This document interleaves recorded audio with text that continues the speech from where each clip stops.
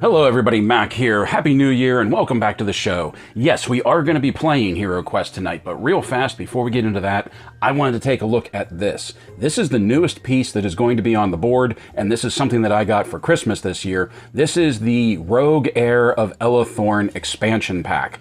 It's not really an expansion pack in the traditional sense, it's just a new hero, much like the Path of the Wandering Monk expansion pack that we received. It's a very small box. It looks fantastic though. This is probably some of my favorite packaging so far from HeroQuest, Hero Collection. Right now it's just the two, the Monk and the Thief right here, or the Rogue rather, and I'm guessing that's all it's going to be because they haven't really done any more since this one came out. I'm trying to see if there's a copyright date on here. 2022, so they haven't done something like this in 2 years. I'm guessing we're not going to see any more of these. But while we do have this, I want to take a look at this because the Rogue here is going to be replacing our Dwarf in the party for Spirit Queen's Torment. So let's open this up and let's take a quick look at it, which first of all, like I said, the packaging, the black and the silver, and then the Rogue symbol over here. I believe that's supposed to be like the symbol of Elathorn right there. Looks fantastic. We have barcode legal down here, HeroQuest logo on the back. Contents, 2 finely detailed miniatures, 12 game cards, and a story card. The Rogue Heir of Elathorn, a nimble and skilled skirmisher, deadly with small blades, independent but loyal to the monarch, a reluctant hero. So let's open this up. And if you remember how the Path of the Wandering Monk opened, this just, there's a flap right here that comes out, and then that slides off the box, and then the box opens up. And then we have this letter right here that we open this, and as the bravest of warriors and the heir to the kingdom of Elathorn, it is critical that you are made aware of a serious threat to the realm and your family. We know that you have sought independence from your mother, Queen Terelia. As you travel the world this past 12th month, far from your life of wealth and privilege. Now the Queen, our beloved monarch, has requested that you return from your journey forthwith. The seer of the court has used psychic powers and celestial reckoning to locate you. Our fleetest wind cutter is standing by to transport you to the palace without delay. Both our kingdom and your family are in grave peril. The Queen's decision to honor our defense treaty with the king of the realm by sending our most courageous heroes to his aid has riven a deep chasm in our populace. The council has broken down into opposing factions, and there are reports of deadly skirmishes breaking out in the capital streets.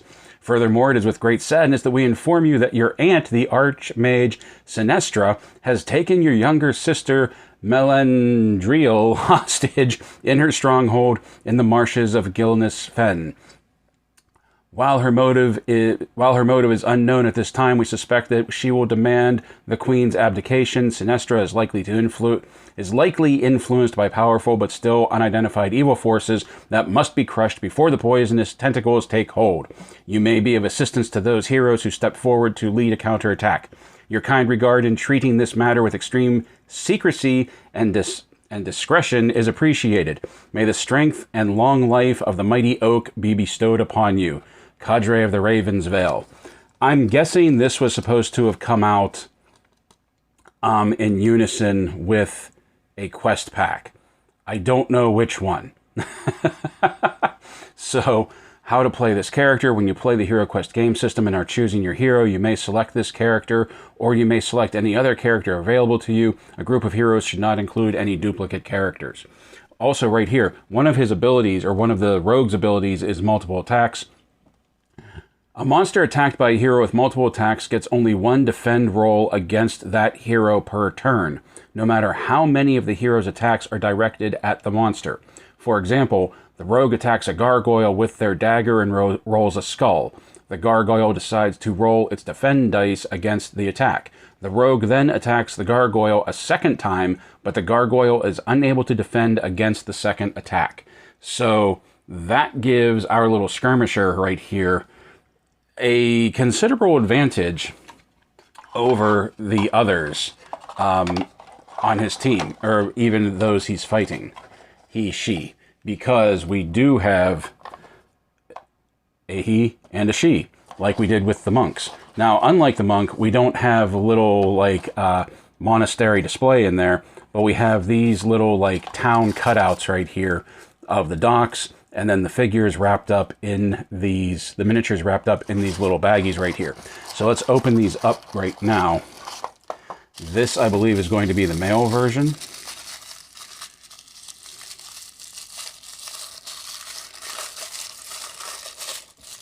Yep.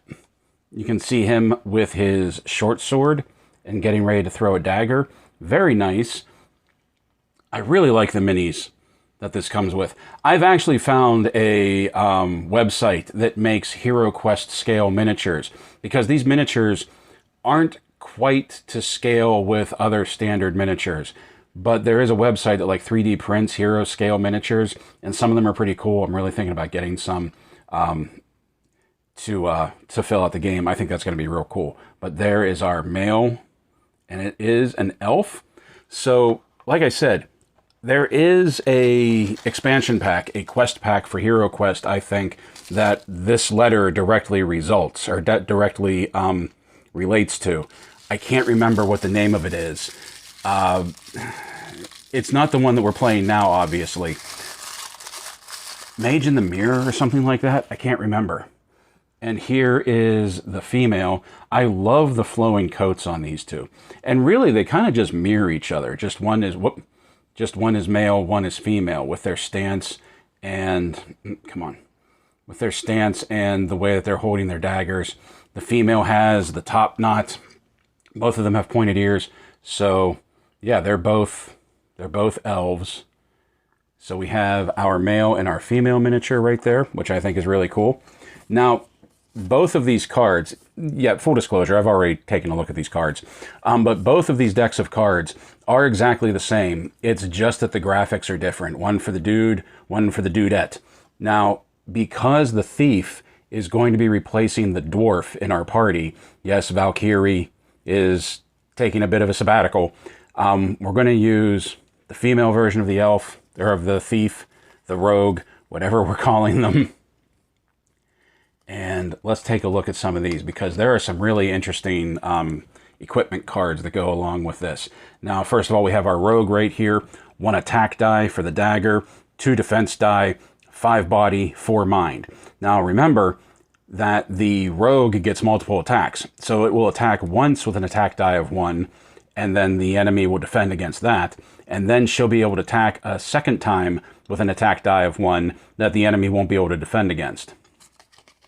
On the back, you are the rogue, a nimble skirmisher who is deadly with small blades, but you lack the ability to use metal armor and shields. Equipped with your trusty bandolier, you are always prepared for danger. And the bandolier is an equipment piece that we will take a look at. And here are these right here. They're not really spell cards, but they're rogue skill cards. Okay. Once per turn, so you can only use one of these per round, per turn, I believe. Once per turn, when you attack with a short sword or dagger, you may make 1 additional attack with a dagger. Do not discard after use. So basically, she dual wields. If she has a dagger, she'll have another dagger in her hand. If she has a short sword, she'll have a dagger in her hand. So, yeah. Combat mobility. You may move unseen through spaces occupied by monsters, which we've seen a couple of times that could be very useful, especially if a monster is blocking a doorway. Do not discard after use. Opportunistic Striker. This one is really interesting. Once per turn, you may throw 1 extra combat die when attacking a monster next to another hero. So basically, it's a flanking maneuver. If you've played D&D, that's what it means. That, like, you may not be able to do the ambidextrous attack, but you could add an extra combat die to that top strike. So do not discard after use. So I'm going to be curious to see when I would use, when I would use Opportunistic Striker versus ambidextrous, because this only gives you 1 extra combat die, but at the same time, this basically gives you an extra combat die that can't be defended against. So I'm curious to see under what conditions I would use one over the other. Now here we have the dagger for equipment, which we already have the dagger in the game proper. I didn't pay attention. I didn't notice to see if the graphic was different on the card. This sharp knife gives you an attack strength of 1 combat die. A dagger can also be thrown at any monster you can see, but is lost once it's thrown. 25 gold pieces. Now the next one that we have, the bandolier, 300 gold pieces, but I'm going to try and get her this as soon as I can.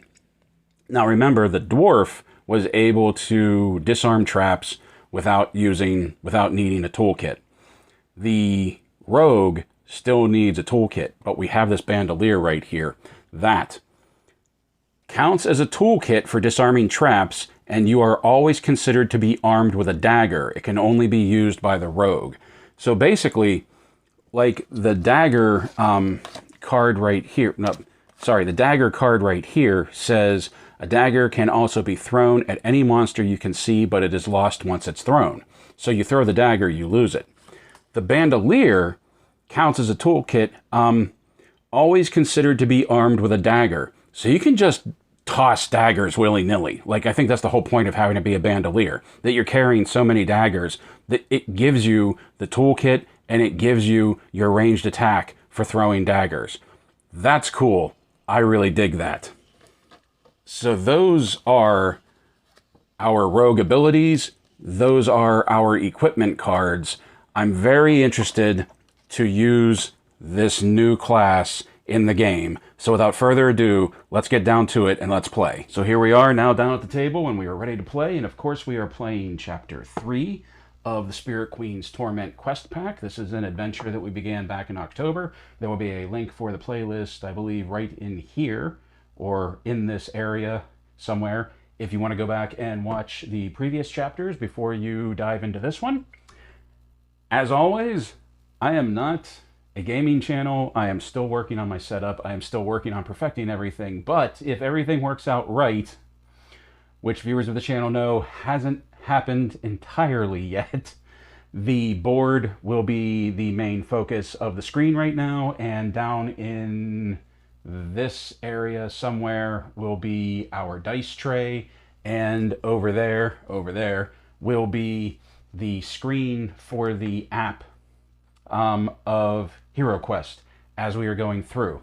So you have seen the new rogue piece that we are using, and that is right here. We are using the female rogue. I have named her Mask, and yes, if you're familiar with the Forgotten Realms, I have named her after the god of thieves from the Forgotten Realms D&D campaign.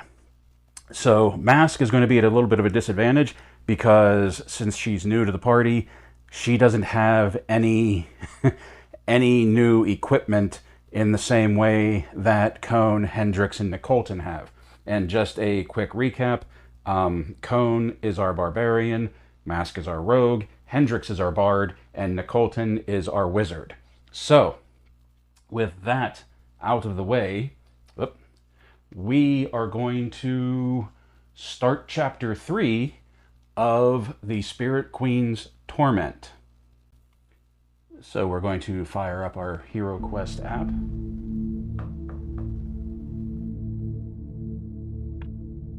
Welcome to HeroQuest. New quest. You see we have our Friday night game night team right there. I've already replaced Valkyrie with Mask. Select a quest. And we are at Quest 3, Nelath's Tomb. So let's see what our task is tonight. My apprentice was buried in a tomb in the southeastern portion of the catacombs. Nelath's tomb may have been hidden and likely was trapped. Any information or belongings you can recover would be meaningful to me. If the reports you found are true, our orc ally Sigil is held captive by the vile sorcerer Kavra. Rescue Sigil and make note of any unusual magical talents Kavra may possess. Once you have done this, exit Wyvern Keep and return to me.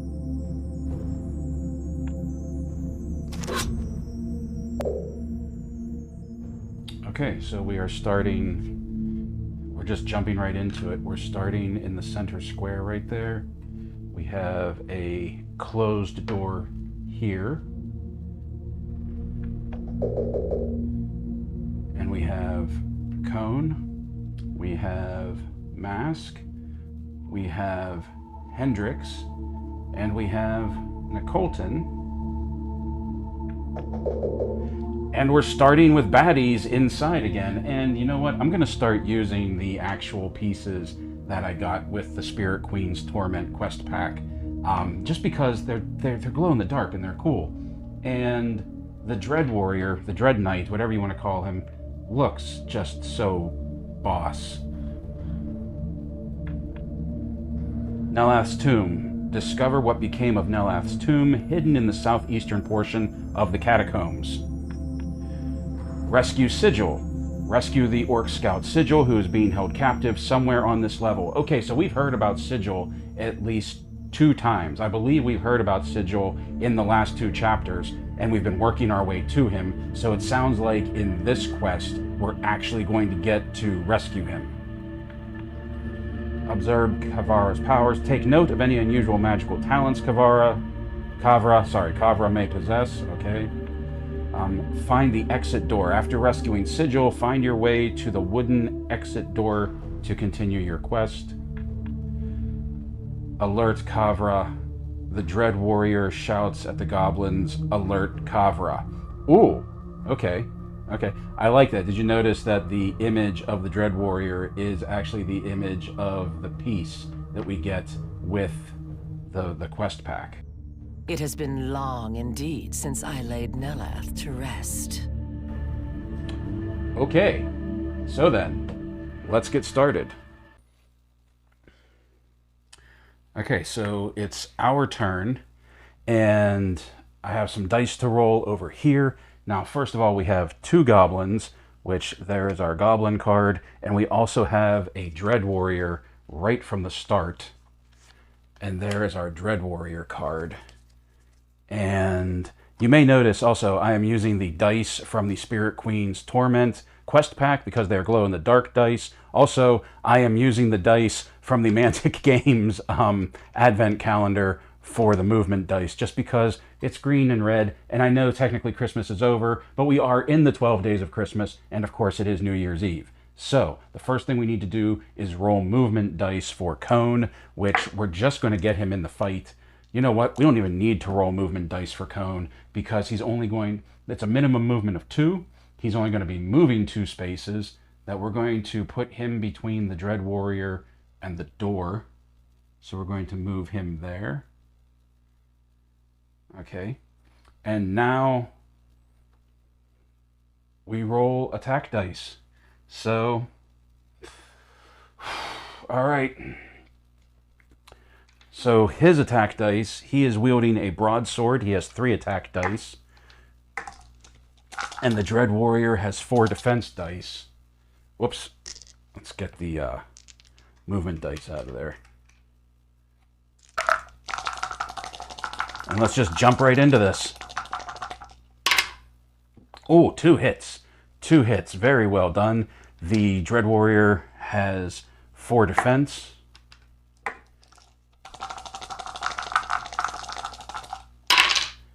And he rolled 1 defense, so we have 1 hit on the Dread Warrior. All right. So now it is her turn. It is Mask's turn. We are going to have to roll movement dice for her because she is on the back line. I'm going to send her after the Dread Warrior as well. And then we're going to try out her ambidextrous because I'm curious to see how this is going to work. So she has a movement of 8, and we're just going to move her 1, 2, 3 right there. Whoops. All right. So now we roll. So she gets 1 attack die from the dagger.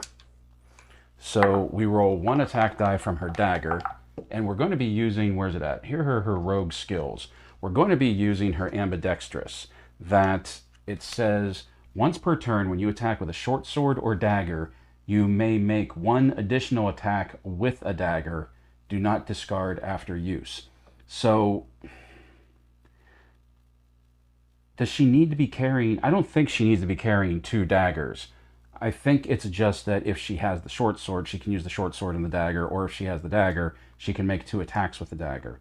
Once per turn, when you attack with a short sword or dagger, you may make 1 additional attack with a dagger. Do not discard after use. Yeah, so to me, that just happens. So we're going to roll 1 attack die. That is a hit, but he will be defending... The Dread Warrior will be defending against those, which is 1 defense, so that one is nulled, but she does get another attack that he can't defend against, and of course that's a miss. That's a bummer. That is a real bummer. Okay, but we do not discard after use. That goes back into the pile. Okay, so now we have our Bard, Hendrix, and Hendrix is armed with a crossbow and a short sword. So he can just attack with the crossbow because the angle he's on, no one is blocking him and he has line of sight. He'll be coming in diagonally. So he's just going to attack with the crossbow. And the crossbow has an attack of 2, I believe it is. Let me see here. I have their weapons cards with them this time around. So the crossbow... Oh no, the crossbow has 3 combat dice. So he will be firing with the crossbow for 3 attack die. 2 hits. All right, our Bard with a palpable hit. Okay, defense dice. 1 defense, 1 hit. So there's another hit right there. And so now it is Nicolton's turn. And what will he be doing? I don't want to use a spells. I don't want to use up his spells just yet. Let's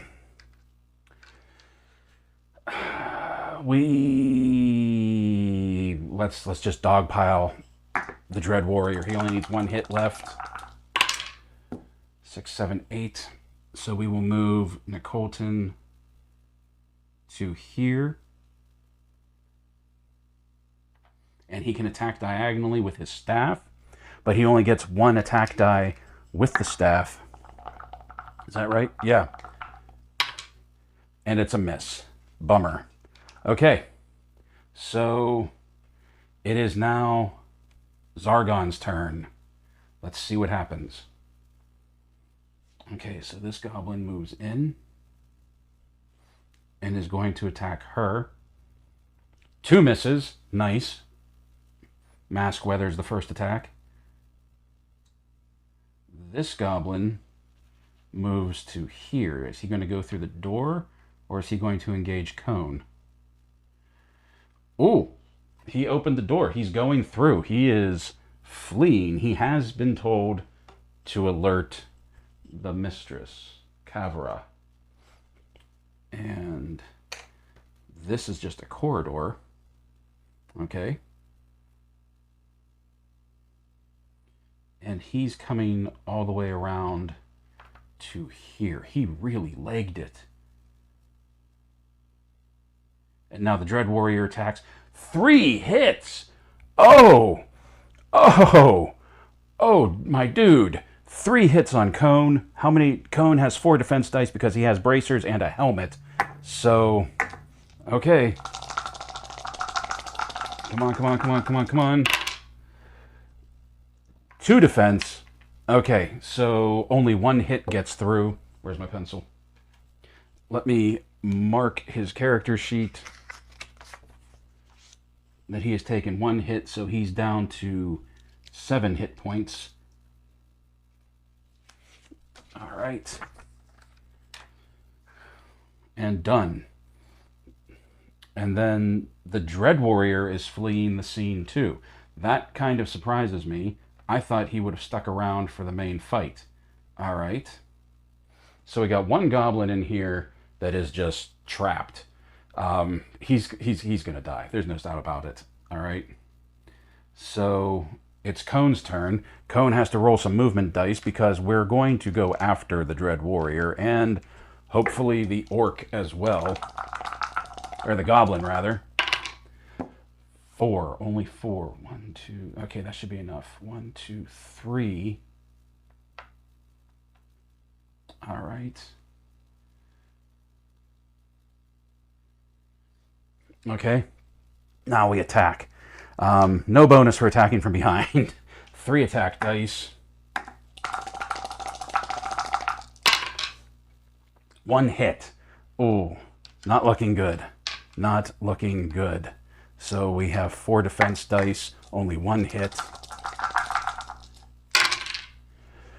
And we have a defense. So that negates that. He's going to continue. He's going to go on. Carry on, my wayward son. Okay, Mask is going to turn and engage the goblin. And once again, we will be using Ambidextrous. Because I think she will have a chance of taking down the goblin with this tactic here. Oh, miss. So he doesn't have to try and defend. Using Ambidextrous. Another miss. Oh, that's a bummer. Okay, Hendrix. Movement dice. 6. So he's just going to come out. Whoop. He's just going to come out the door here. All right. And take another shot with the crossbow. There's nothing in the rules that says you can't shoot through allies. And at least I don't think there is. Give me a moment. Okay, so I believe you can make ranged attacks through friendly occupied squares. So that's what we're going to do. So he has an attack of 3. Let's see what happens here. Oh, 3 hits. Hendrix coming in clutch, but that goblin is still going to get away. Oh, that goblin is still going to get away. So I have 3 hits, defensive 4.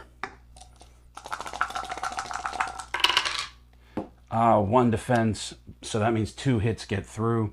So, plus. Dread Warrior has been defeated, removed from the game. Yes, okay. So, there goes a Dread Warrior. It's now Nicolton's turn. We are going to roll some movement dice, and he's going to try and take out that goblin. If this one goblin stays in, I'm going to be amused. Wow. Okay. I probably didn't even have to roll for that, to be honest. So 1 attack die with the staff attacking diagonally, which the staff lets him do. There is a hit. Goblin has 1 defense die. Oh my goodness, and there is a defense. Okay. It's Zargon's turn. Let's see what happens. Goblin attacks Mask. Okay. So how many defense dice does Mask have? This is her first actual defense. She has 2 defense dice.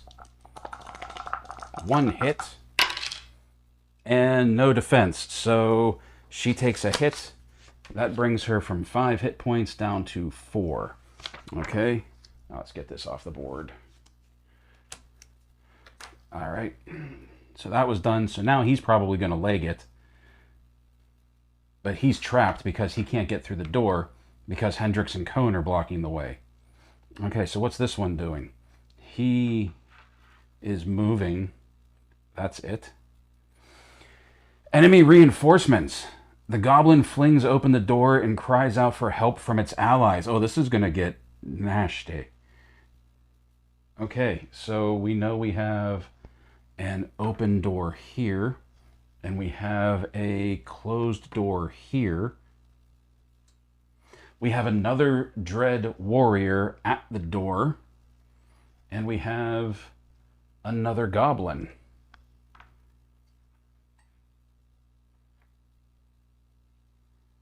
Okay. All right, so we have another closed door. Where's it at? We have another closed door here. And that's the end of the hallway here. There's a lot of action going on right now. Okay, so it's Cone's turn. Okay, I think what we're going to do is I think I'm going to have Cone just form up a holding action. Whoop, let's get these out of the way. And a storm has started. You may start to hear that outside. Okay, so he has a movement of 5. So we're just going to go 1, 2, 3, 4. We're going to plant him right here. Yeah.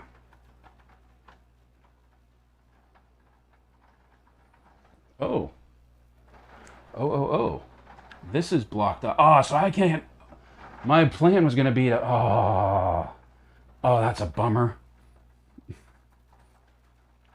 Okay. Mask's turn. All right. So Mask is going to go after the goblin that slighted her. Only 2. Oh. 1, 2. Okay. Not a whole lot of movement for her. Bummer. All right. So now it is Hendrick's turn. He has 6, so 1, 2, 3, 4. All right. So they're just going to hold, and now it's Nicolton's turn, that hopefully he can get down there and engage the goblin. 5. Put him here. And he will attack diagonally. One hit die. And it's a miss. All right. Not the greatest showing so far. One goblin has been surviving. I'm not real happy about that. Usually the goblins go down pretty fast. But it is Zargon's turn. So let's see what happens here. Okay, so this goblin comes out and is going to engage our barbarian. Bad move. But we'll see what happens. Obviously, he's going to attack. Big misses, intimidated by the big beef that is Cone. And the goblin is stepping up to directly engage Nicolton. Interesting. 1 hit, and Nicolton has how many? He has 2 defense dice. So there's 1 hit, 2 defense dice. Let's see what we get. 1 defense. Nicolton weathers the attack. And then this goblin steps out. Not the engagement I was expecting. I really thought the Dread Warrior, the Dread Knight, was going to come out first. So it's Cone's turn. Okay, Cone with 3 attack dice is going to wallop that goblin. 1 hit, which is a bummer, but the goblin only has 1 defense die, so there's a very good chance that this could be it. It's a hit. This goblin is killed. Remove that one. Didn't last long. All right, so now we have Mask. And she is going to try and get into the fight again. Hopefully we roll higher on our movement dice this time around. Much higher. All right. So let's block him in here. And we're going to attack. And we will do the same thing we did before. 1 and then 1. Ambidextrous. There's a miss. And there's a hit, so we have 1 hit and 1 defense die.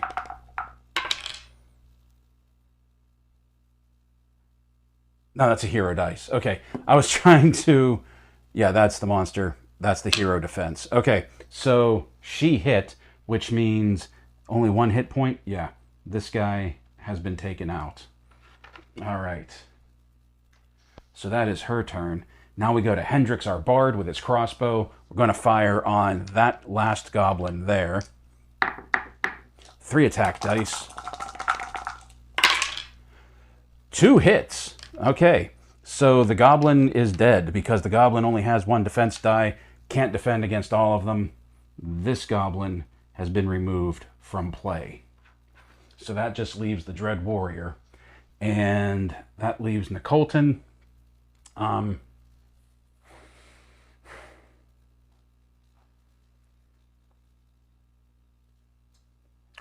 Let's roll some movement dice. I'm going to move him into the corridor, but I don't think I'm going to have him really engage the fight.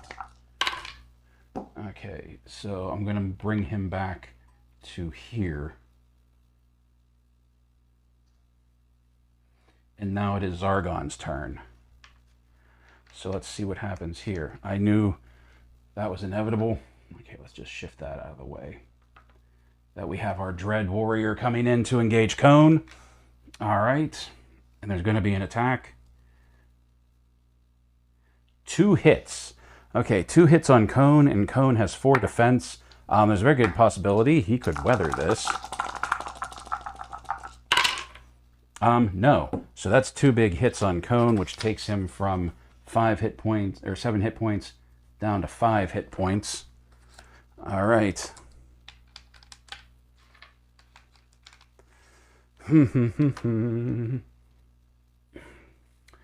Okay, so it's Cone's turn. 3 attack dice.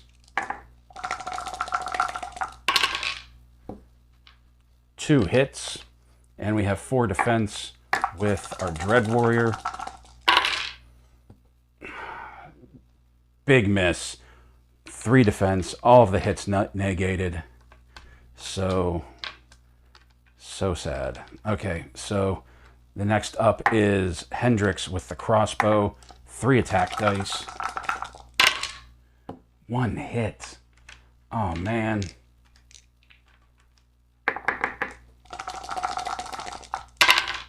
Four defense. And there's a negation. Okay. All right.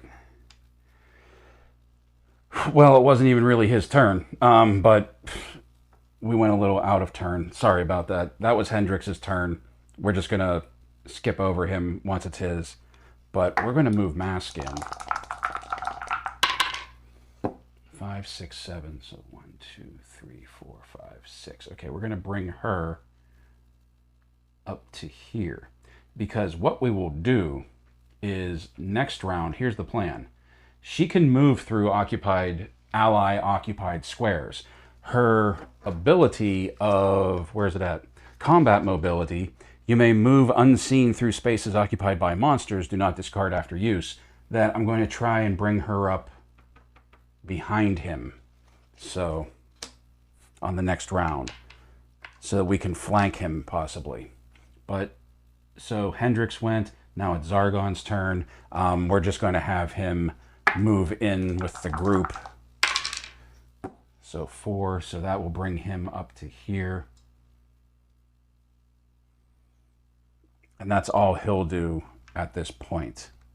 So, Zargon's turn. I'm willing to bet that the Dread Knight isn't going to stand there. He'll move after this. So we have 2 hits. Once again, Cone has 4 defense dice.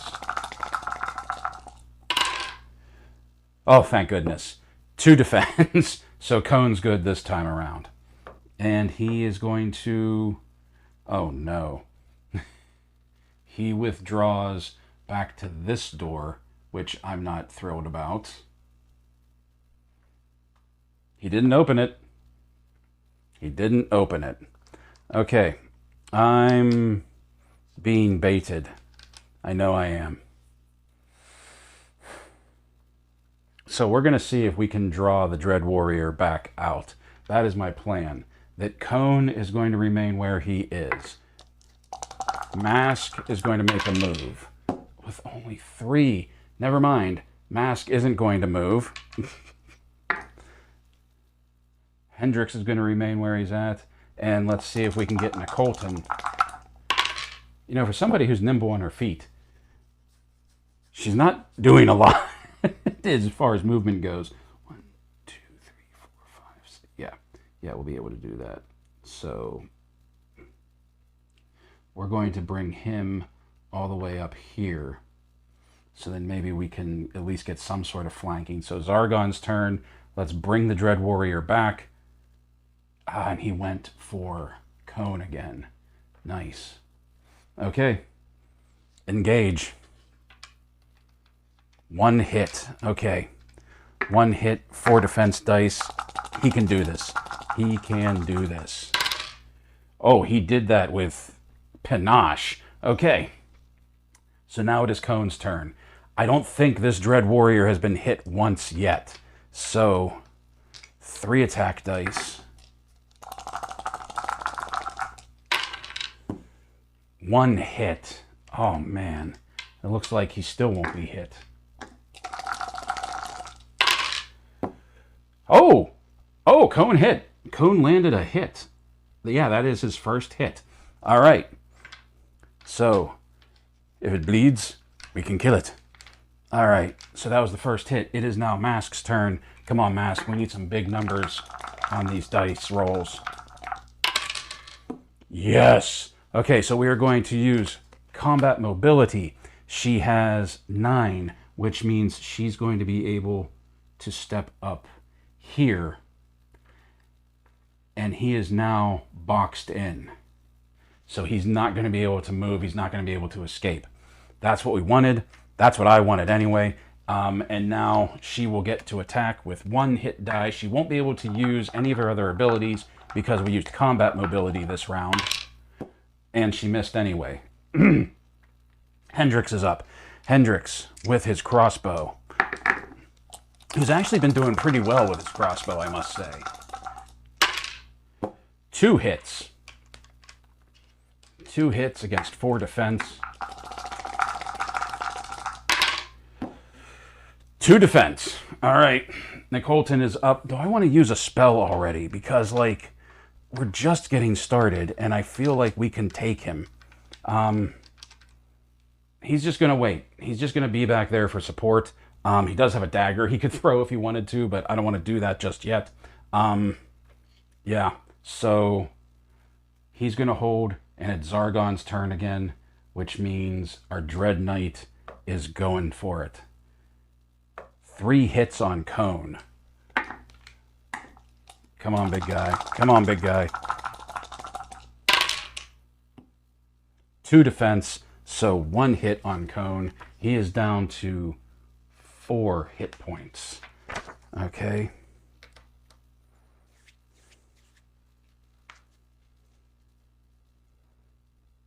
Okay.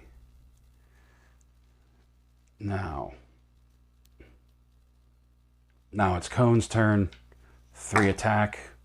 The only one, I believe, to have inflicted any damage on him so far. 1 hit. Oh, man. That big sword of his isn't doing nearly as much damage as I'd like it to. But it's enough. He got another hit in on him. So another hit done. All right. So now who's up? I believe it is Mask. Okay.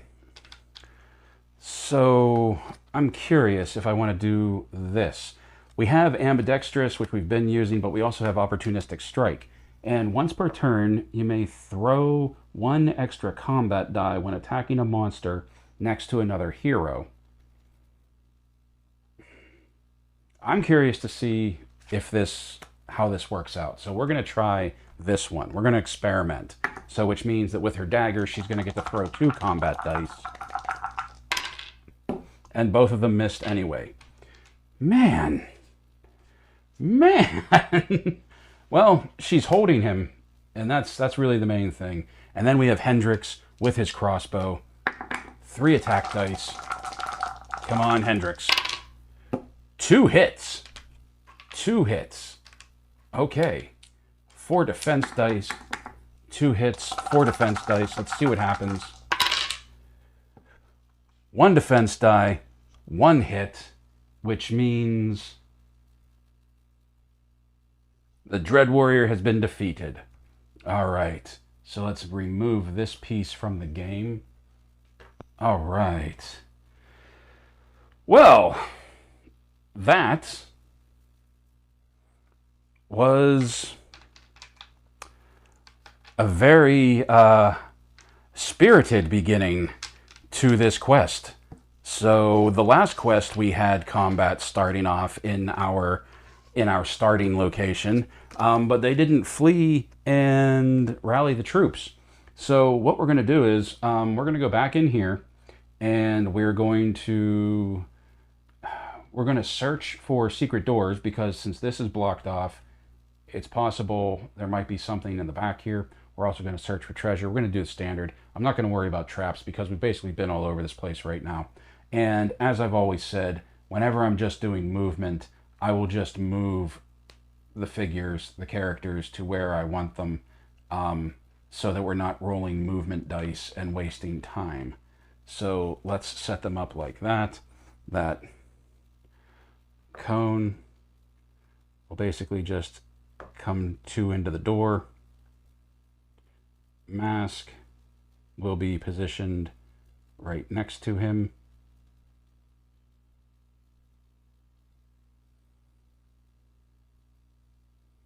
Hendrix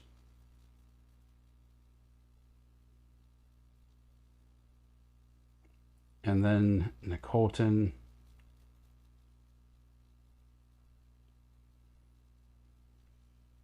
here. Okay, so we're going to come back around and we're going to have Cone search for treasure. Draw a treasure card and follow the instructions. So we shuffle these up. We draw a treasure card, and we have a wandering monster. Of course we do. And it is one goblin that appeared at the door, surrounded. Oh man. This is going to be a bad time for you. Okay. And he's going to attack Cone with a big miss. Cone is going to attack.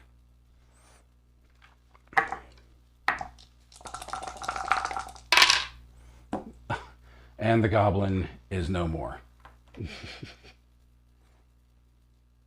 At least that wasn't drawn out. All right. So no treasure, just a wandering monster. Put that back in the deck. Mask's turn. Actions.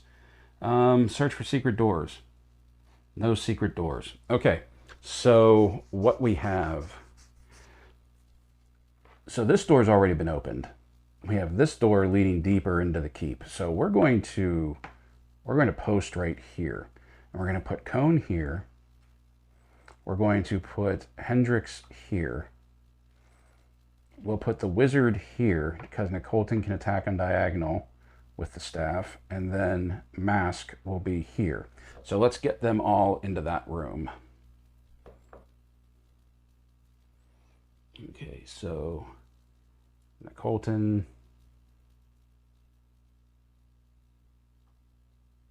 We'll have to move him twice to get him in there. All right. Mask is right behind him.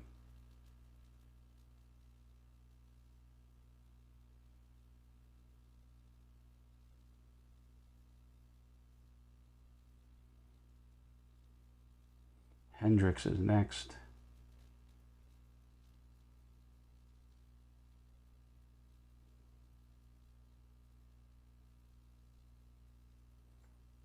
And then Cone, we will bring over. Oops.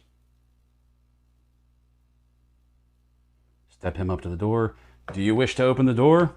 You better believe we wish to open the door. Ooh, we are in the torture chamber. Okay, so we have the weapons rack.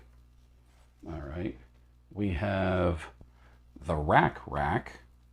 Okay. And we have a closed door. By the way, I think I forgot to thank everyone for joining me for this New Year's Eve special of Friday Night Game Night.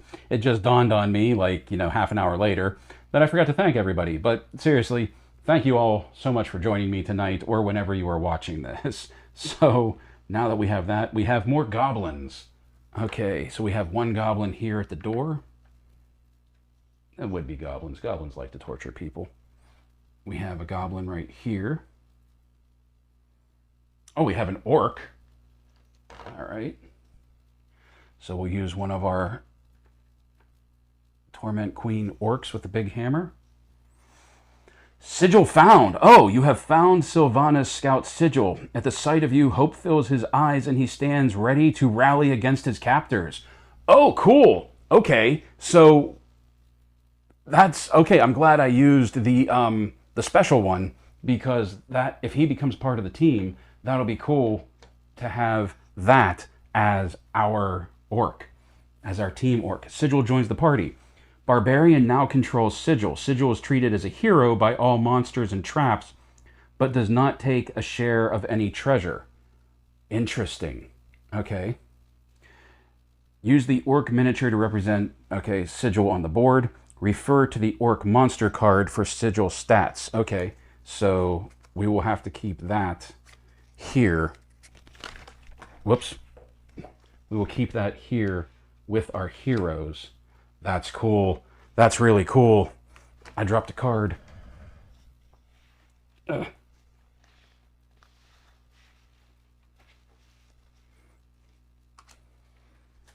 I was wondering how we were going to do that, how he was going to become part of the team. Okay, so he's with us right now. That's bad. I like that. Let's change this to an open door.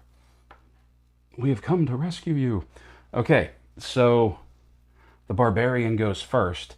Let's roll and just get him into the room. We have to dominate this one. Oh, he's even, if you notice across the top right there, he's even in the team roster now. Okay, 4, 5, 6. So we can just bring him in to engage this boy. All right. Whoop. All right. Yeah. Attack dice. 3. One hit. And the goblin has, whoops, 1 hit. The goblin has 1 defense die. No defense. That goblin is smited. So we take him off the board. We only have 1 left, but that is now our orc's turn. And the orc, I believe, does not have to roll movement dice because the orc just has a movement of 8. So we're just going to step him in here. Doink. And he gets 3 attack dice to smite that goblin. Oh, only 1 hit. So him and the barbarian have a lot in common. Okay, 1 defense die. This goblin has been smited as well. All right. Sigil's report. Heroes, I am Sigil. I am alive due to the kindness of an orc guard named Udrin. Okay. Before she was reassigned to Bleak Swamp Fortress, she told me Zargon's forces took Nelath's remains there. An exit from this dungeon can be found in the evil sorcerer's room. Dangerous tombs are found to the southeast. Okay. Okay. So, this is wild.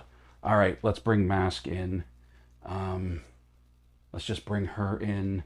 We'll set her up here.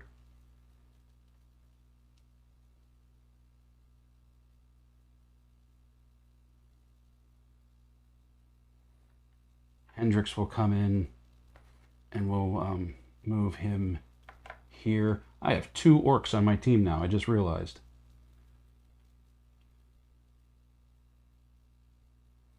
And then Nicolton will just have step in the door here.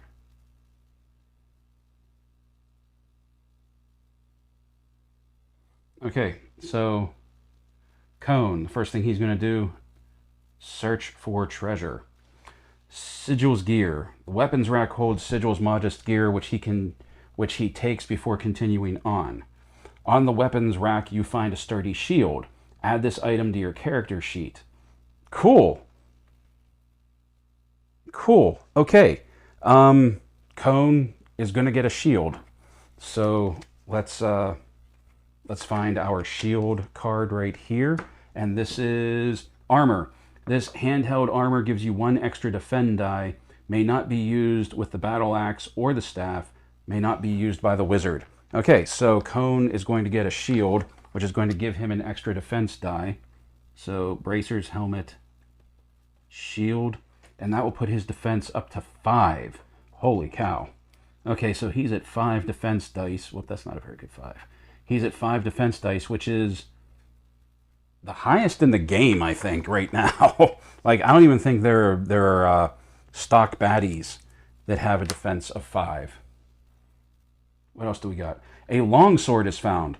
You also find a well-balanced longsword on the rack. Add this item to your character sheet. See equipment card for details. Okay, so we have a longsword. So let's take a look at this. We are getting loaded up, and I'm a little nervous about that. This long blade gives you extra attack strength of 3 combat dice.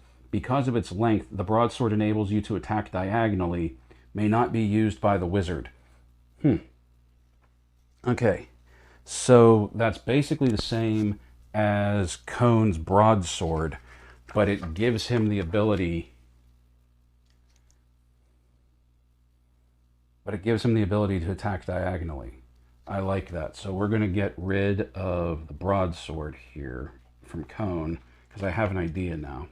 And instead he has the longsword, which lets him attack diagonally, which means we have a broadsword here that I believe can be used by almost anybody. Let me see something.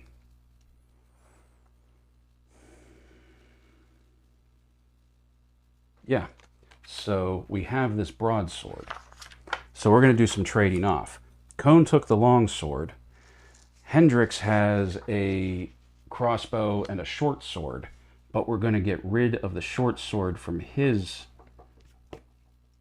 sheet and give him the broadsword. So now, whether he's attacking ranged or whether he's melee, he has 3 attack dice. Oh no. Whoops. That was wrong. That should be 2, 3. That's defense. Okay, 2, 3. So he'll have 3 attack dice, whether it is melee or range. So he'll be carrying the broadsword. And then the short sword that he had will go to Mask. So now she really is dual wielding ambidextrous, that she has the dagger and a short sword now. And that gives her 2 combat dice. So her attacks are 2 and 1. All right.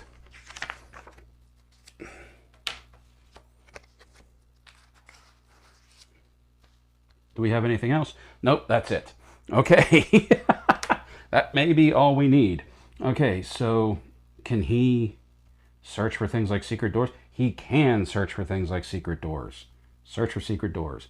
No secret doors found. I doubt there are any traps, but we'll have Mask look for a trap. No traps found. Okay, so that's cool. We have a beefier team. We have a more well-armored team. All right, so let's see here. What we're going to do is we will post Cone, once again, our door busting standard. We will post Cone right there. We will bring Hendrix in behind. We will set Nicolton up on this side, and then Mask will be at the back here. So let's move our members to their locations. Sigil, not yet. Sigil remains where he is. Hendrix remains where he is. Mask moves in 1, and Nicolton will come down and post here. All right, now back around to Cone. Let's open this door and see what we see. It's the chapel. Okay.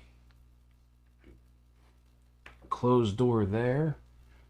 Open door here. Closed door here.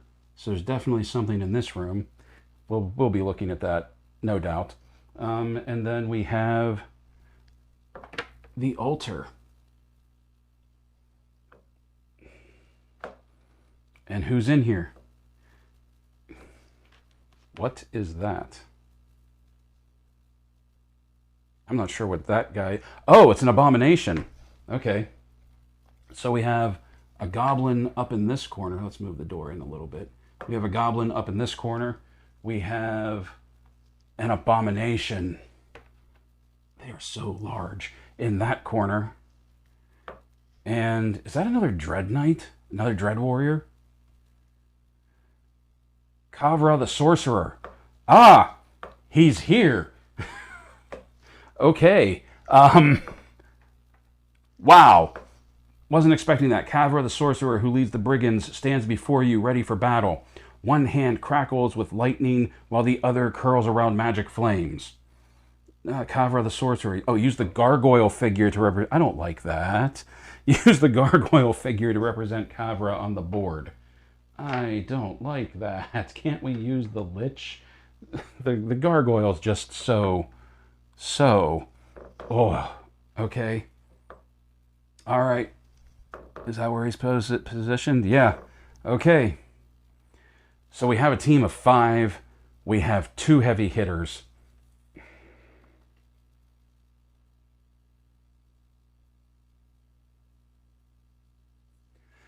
Let's do it. Okay.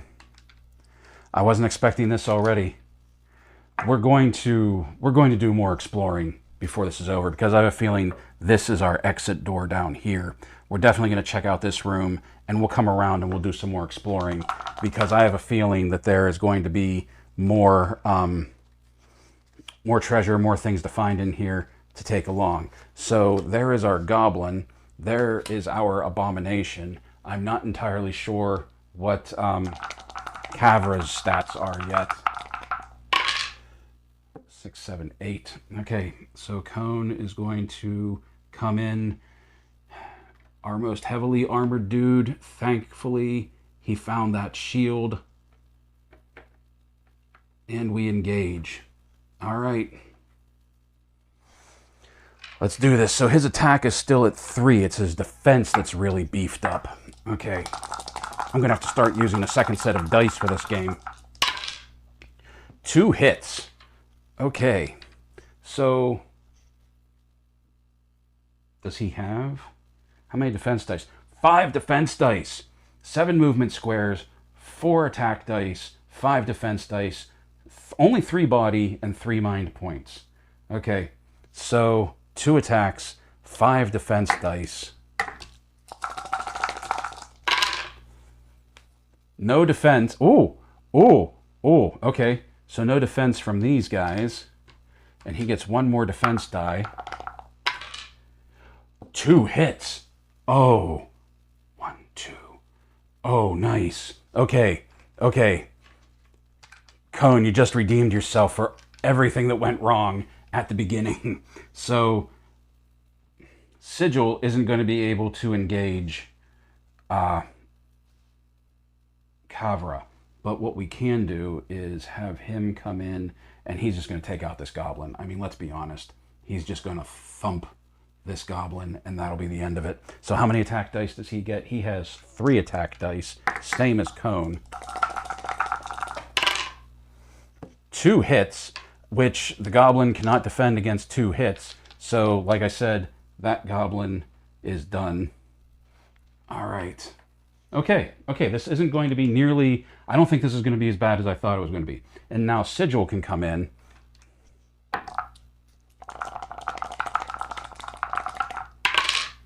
Six, 7, 8, 9. 1, 2, 3, 4, 5, 6, 7. We're going to get a little daring with Sigil. Or with, we're going to get a little daring with Mask. That we're going to move her in. And she's going to post behind Kavra. Do you want to open the door? No, I do not.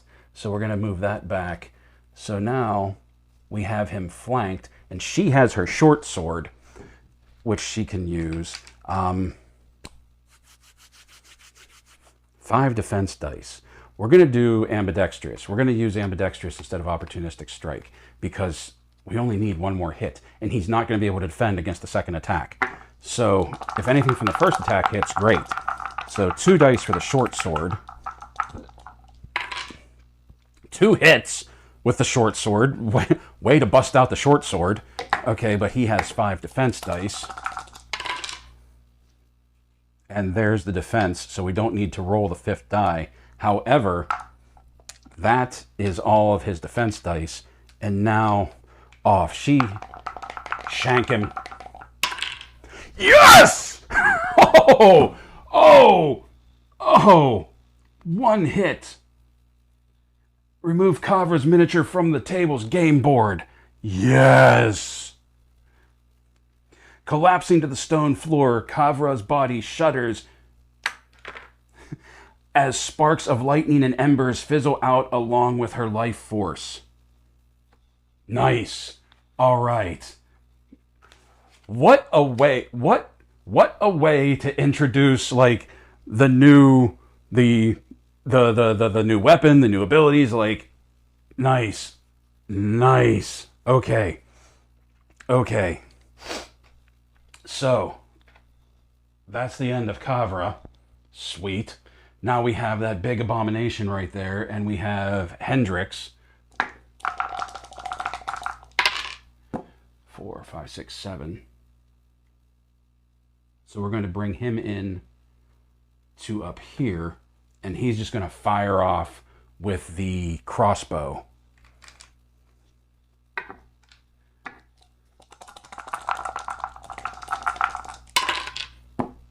One hit. That's a bummer. And how many defense did he get? 3. So we got a hit in on him. He only has 2 body points. All right.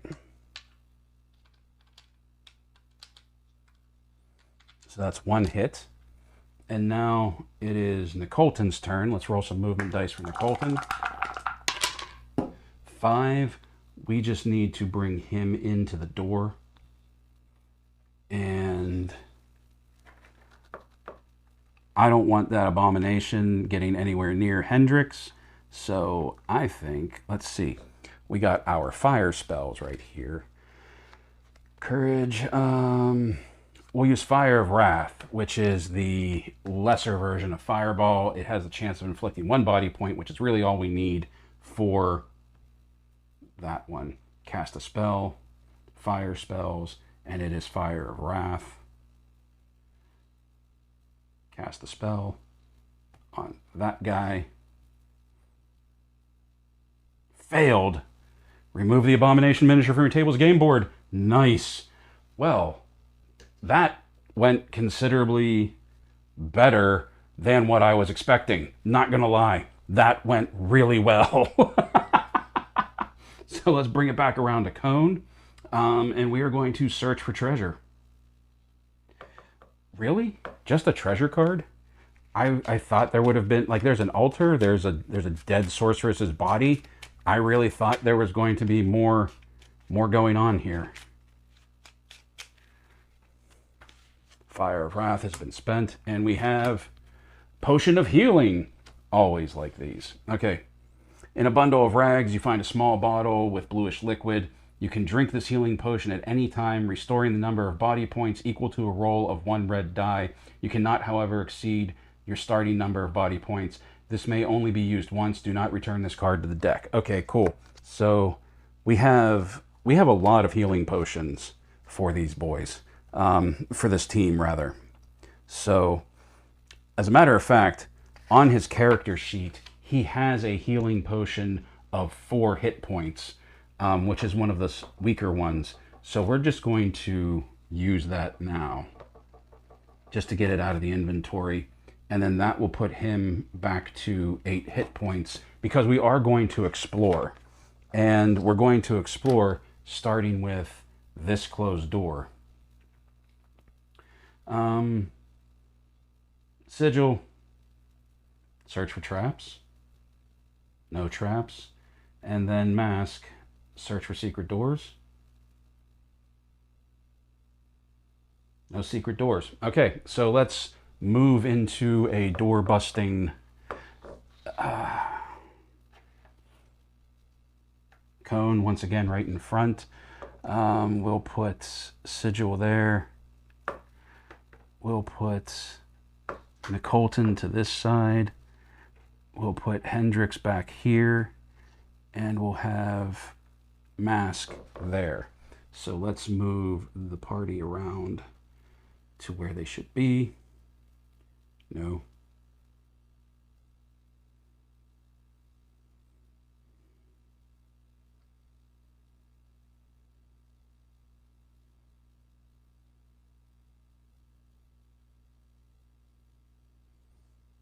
Okay, there we go. And now Cone opens the door. Yes. Okay, we have a bookshelf. We've entered the library. And there's nothing in the library. Are you kidding me? To me, this means the library is booby-trapped. So, Cone, the first one through the door, he's just going to step through to one square.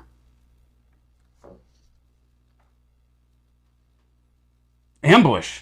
From the shadows behind the bookshelf, a mummy lurches forward and attacks. Okay. So, doesn't really... Okay. It's a mummy.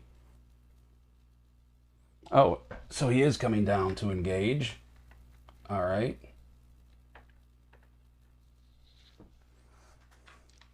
Let's get rid of these. Hup, hup. Oh, they're stuck to the bottom. All right. We'll use the mummy card to scoop them up. Get the... And there is our mummy. Movement of 4, which he did.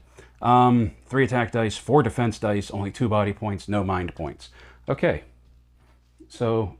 the mummy, I assume, is attacking Cone. 1 hit. Cone has 5 defense dice.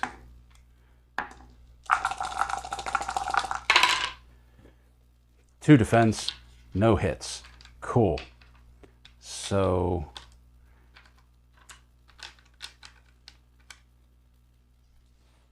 all right. Cone's going to take a swing. 3 attack dice. 3 hits. Wow. Okay. And what is the defense dice? 4 defense dice.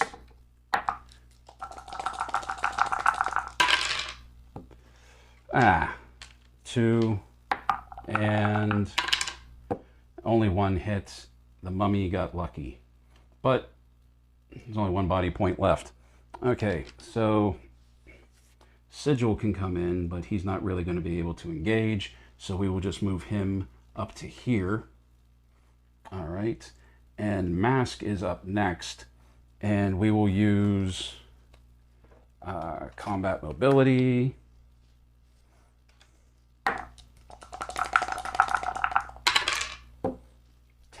Which lets her come up behind the mummy. And then she attacks with the short sword.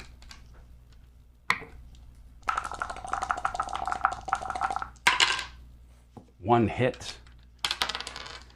Let's move these dice around. Okay, 1 hit. And what is the mummy's defense? 4 defense dice.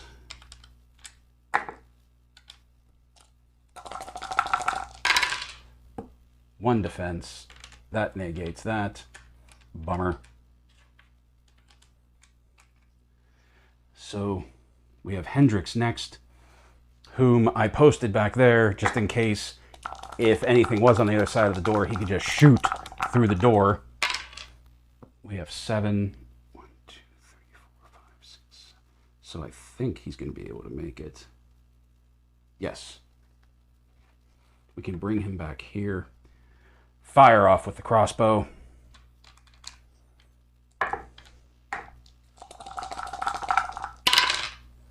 Two hits.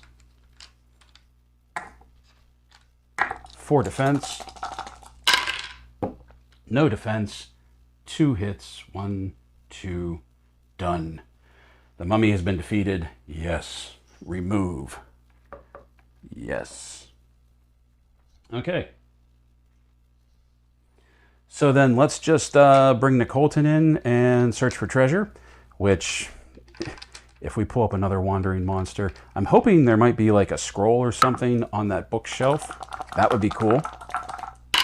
4, 5, 6. So just bring him in. He's checking out the bookshelf next to our new orc best friend. Actions. Search for treasure. Oh.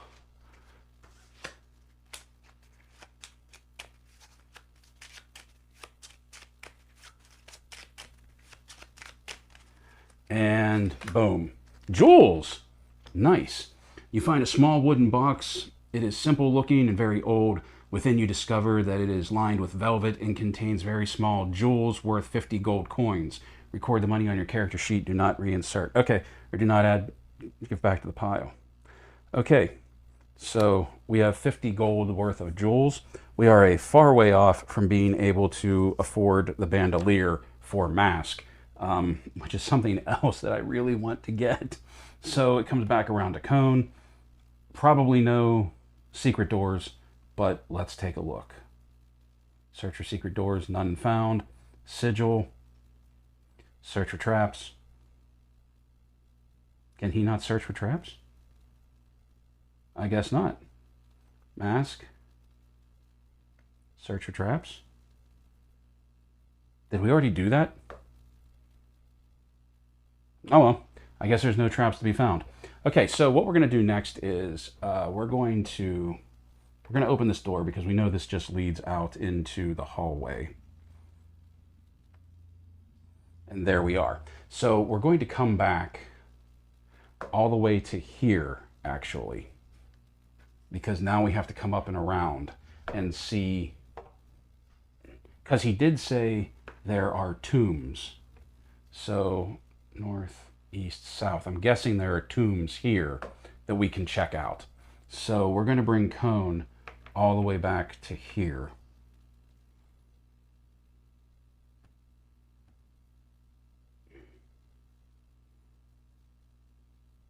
This only lets it go 12 at a time.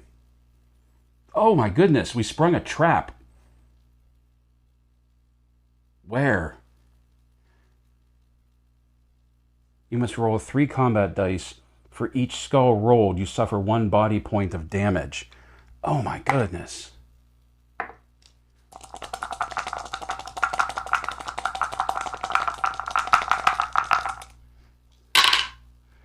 One skull. Okay. All right.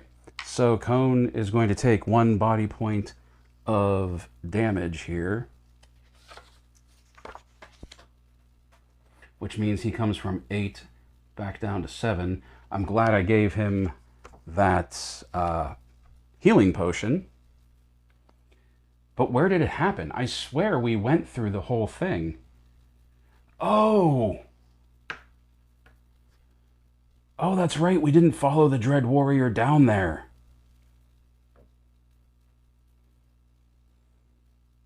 Tap to select a destination space. Falling block is now a permanent block in the game.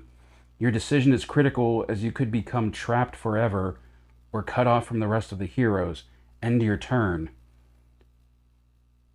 Well, we're going to put it here. Oh, no, that's where he went. Oh, crud. Okay. So, I mean, they'll be able to get around to him. They're just going to have to take the long way around. I thought that meant where the falling rubble was going to be. Oh, that's a bummer. Okay. So, he'll still be able to meet up with the rest of the team by going through the catacombs. So I'm not worried about that. So we're still going to continue his trek to here.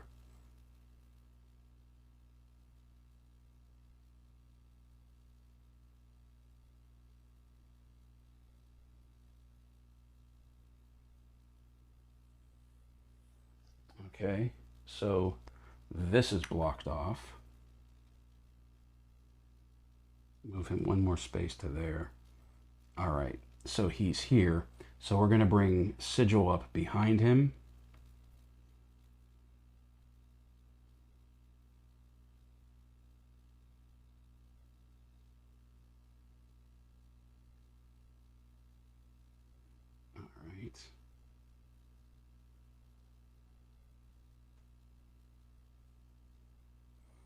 right. Oh, it's letting me move him 12. I wonder if I am supposed to be rolling movement dice. I assumed that I would just be using the movement dice that's on the card. But I guess it makes sense that... Alright. Let's just bring everybody up. We're just going to bring everyone up. I'll worry about moving them once we have them all deciding where we're going to go. Okay. You know what? I know there's no traps here, but we're going to have Mask once. We're going to move her now, and we're going to get her. We're going to get her there, and then we're going to have her search for secret doors, just to be certain that there's nothing here or here.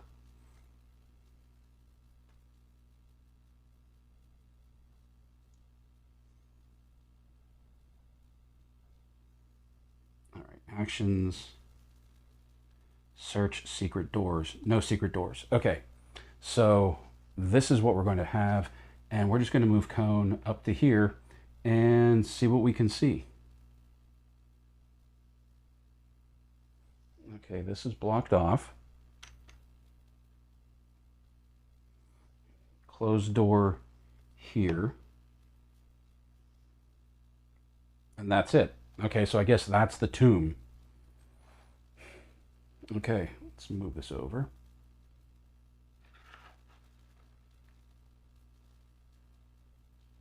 Okay, so we'll move him there. Oh my goodness, I'm getting horrible with this. Okay, so you sprung a spear trap, roll 1 attack die. Oh man. Oh man. It's a skull. Okay, select your roll. Skull. The spear strikes you. Record 1 body point of damage on your character sheet and end your turn. 6. Thank goodness for the healing potion. Okay, do you want to open the door? No, not yet. Okay, so we'll move Sigil here. We'll put Nicolton here. Mask is going to go here, and then Hendrix will be here.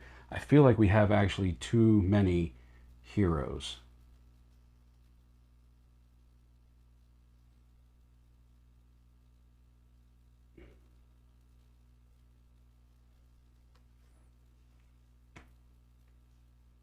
All right.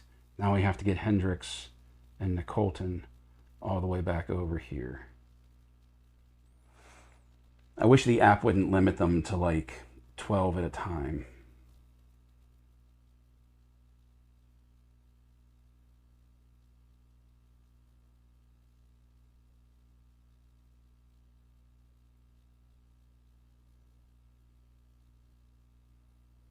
And then Nicolton.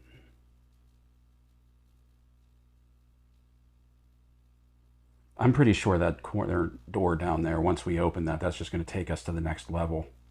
But I want to make sure, because the first time we played, the first level we played, I left things undiscovered, and that never really sat well with me. So what I want to do is, like, even if we find the ending, I still want to go through and find, just like plunge, like delve through all the depths of the dungeon.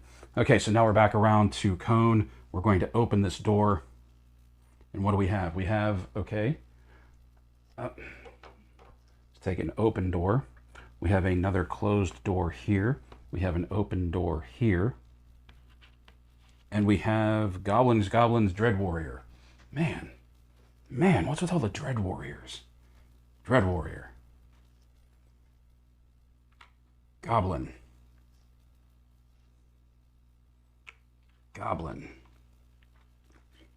Okay.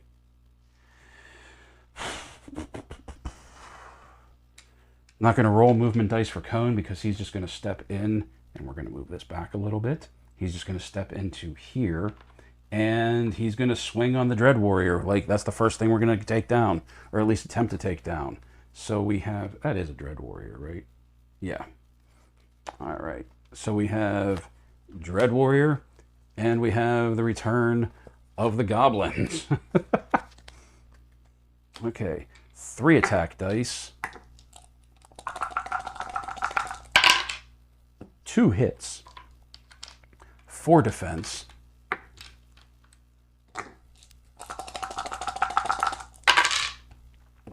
Only 1 defense negates. So, okay, move him in. And the Dread Warrior takes 1 hit. Okay, who's next? Sigil. All right, so I guess we roll for him. I thought we just were limited to 8, but I guess it makes sense that since he's part of the party. We roll 6, 7, 8, 9. All right, so we're going to bring him in to this side of the Dread Warrior. And he's going to attack. Once again, 3 attack dice. 2 hits. Nice. Nice. Very nice. 4 defense. 1 defense. 1 hit. Little by little, we will whittle him down. All right. Who's next? Mask. Mask is going to come in and 7. So 1, 2, 3, 4, 5, 6. She will come in behind this goblin. Mask.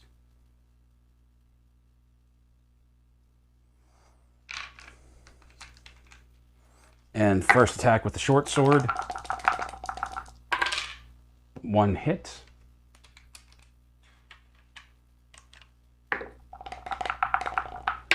1 defense. No defense. 1 hit. This goblin is done. We remove him from the board. We have Hendrix. So Hendrix, done. Hendrix is just going to move 2, and he's going to fire in with his crossbow. So there's 3 attack dice there. 1 hit, but that's all we need. As long as he rolls some bad defense. Whew! No defense. So Hendrix comes in, and 1 hit. The Dread Warrior has been defeated. All right. Our team is working much more efficiently, and that leaves Nicolton, which is just going to come in and attempt to wall up the goblin with his staff. Why not? So 1, 2.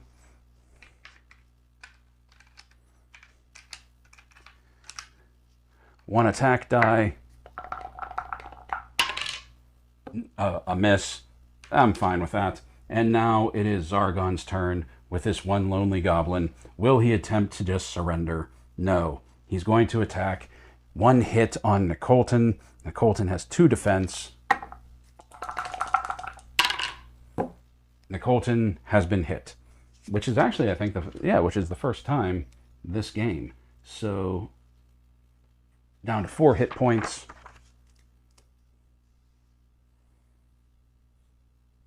And that's a really bad move. Okay. Easy enough. Cone's going to swing with his long sword. Only 1 hit. Whoop. 1 defense die. Goblin's out. All right. So, let's come around to Sigil here. Search for treasure. Treasure card. Shuffle them up. And we have, boom, another potion of healing. Nice. Never get tired of these. All right. Same thing as before. Restoring a number of body points equal to the roll of 1 red die. You cannot, however, exceed your starting number of body points. Cool. So that's another healing potion in the pack. All right. Mask. action. Search for traps. Ooh, ooh, ooh, we have a trap. And it's at the door. Oh, and nobody has a trap pick, a lock pick kick, or a trap springing kit. Okay.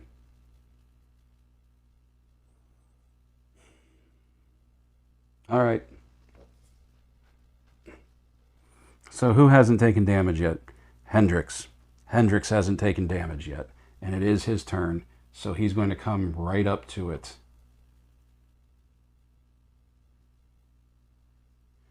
Or does he have to actually step on it? He has to step on it. Okay. We're going to attempt to disarm with no kit. You must have a toolkit to disarm a trap. We don't have a toolkit. Okay, so you have stumbled into a pit. That. I thought we could attempt it without a kit. It would just be more difficult. But no, it looks like we can only spring it. So you have stumbled into a pit. Record 1 body point of damage on your character sheet. So that brings him down from 5 to 4 hit points. Place the revealed pieces on your table, on your game board. Okay, so we have a pit here, and Hendrix is in the pit. Place your hero's miniature on the pit tile and end your turn. Did that. Do you want to open the door? Not yet. And it is now Nicolton's turn. And search for secret doors. No secret doors to be found. All right. So we're going to open this door, but we need to get Hendrix out of the pit trap. So we'll move him over here.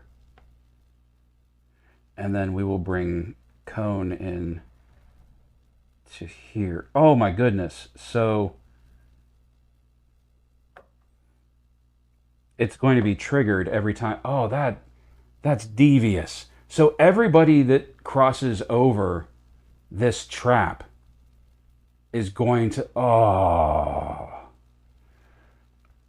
my goodness.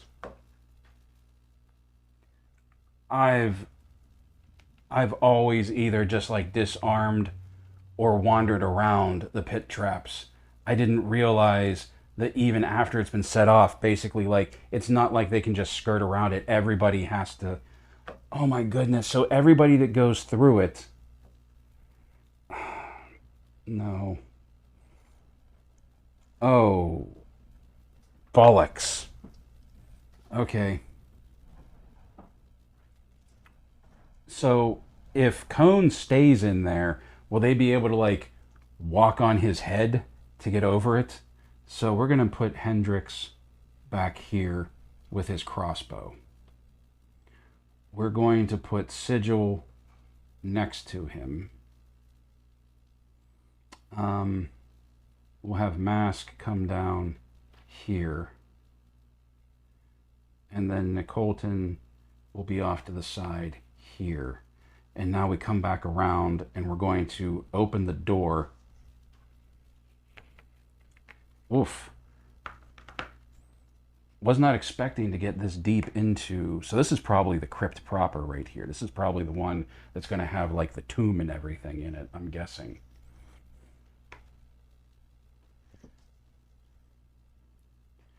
And then we have 3 skeletons. Okay, so we only have 2 skeletons from the Spirit Queen's Torment quest pack, which are very cool because they're like warrior skeletons with a sword and a shield.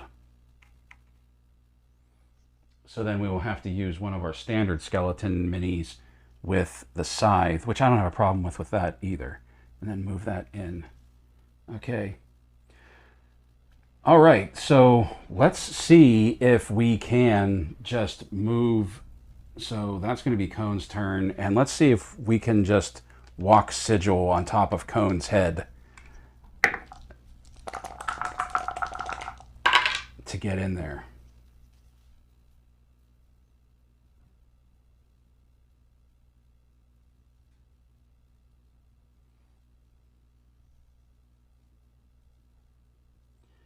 Jump the trap. Roll 1 attack die. You must have enough movement spaces to account for the trap and the landing space. Roll 1 attack die. Okay. This is new. I haven't done this before. Roll a hero shield. I'm assuming that's going to be good. Roll a hero shield. You may move safely across the trap using any remaining movement spaces. Okay. No. Okay, so we'll be able to attempt to jump across the trap. All right, so he's engaging the skeleton. He has 3 attack dice. Let's move these and see what we have with skeletons. If I remember right, skeletons are kind of like, are a bit easy, a bit of a pushover like the goblins are. So we have 6 movement, 2 attack, 2 defense, 1 body point. All right, so we're rolling 3 attack dice.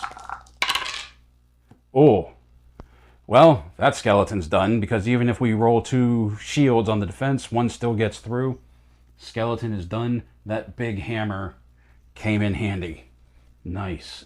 Can he just join the team and stay with us? I would really love that. That would be kind of awesome, I'm not going to lie. All right, so Sigil went. We are at Mask. Let's roll some movement dice. Everyone's jumping over Cone's head. 10. Cool. Okay. So we're just going to bring her in here.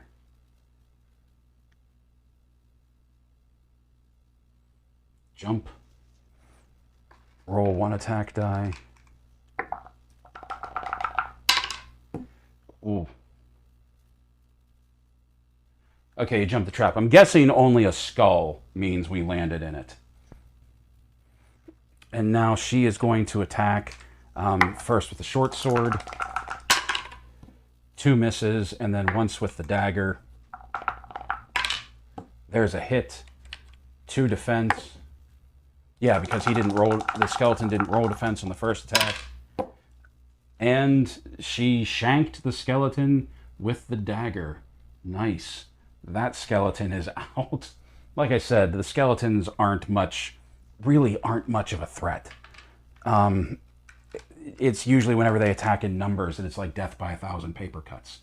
Okay, so Hendrix is going to come in and he will just engage this skeleton with his sword, with his broadsword. Let's roll the movement to make sure he can clear it. Of course he can. And then we're going to have to jump the pit.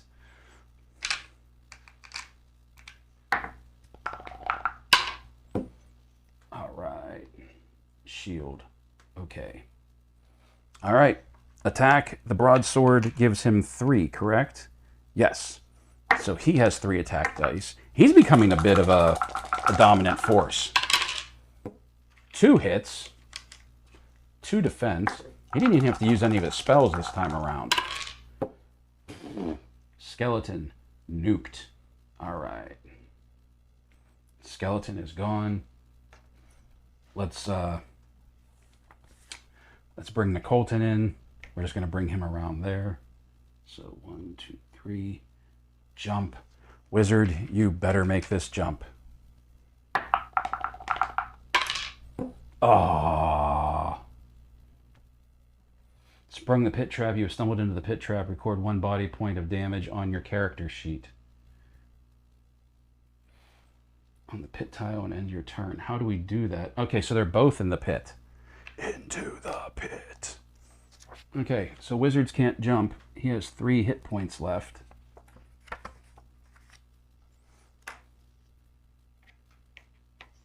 Alright, come back around to Cone. We're just going to get him out. And then come back around to Colton. Once again, we're just going to get him out. Okay, so Cone, search for treasure. This is going to be bad. Yep, a card. I have a feeling we're due for a wandering monster.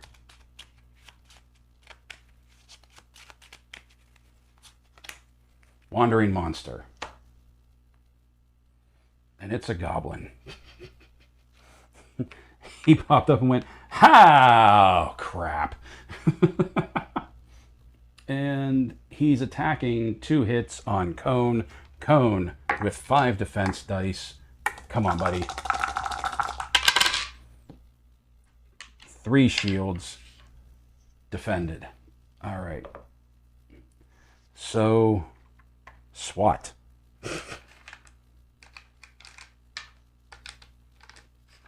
So 3 attack dice from the longsword.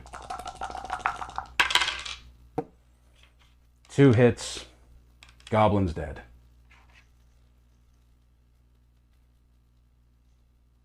All right. So sigil. Search for traps. No traps found. Mask. Search for secret doors. Ooh.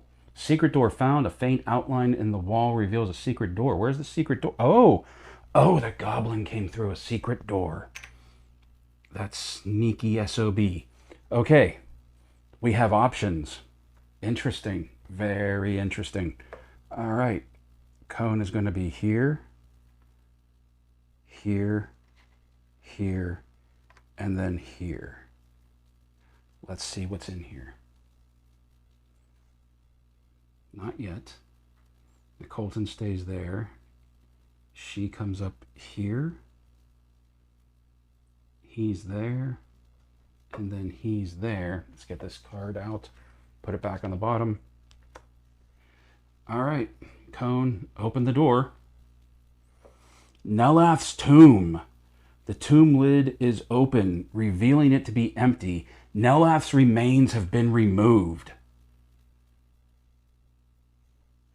Okay. So we have Nelath's tomb right here. And we're just going to, we have the lid. We're just going to make them a little cattywampus since we know the lid is open. And that's it. Okay. Step in. Search for traps. Seems suspicious. Okay. So we have a, I'm just going to put this little skull right here, that we have a trap right there. And no one is going to step there. We will bring Sigil in.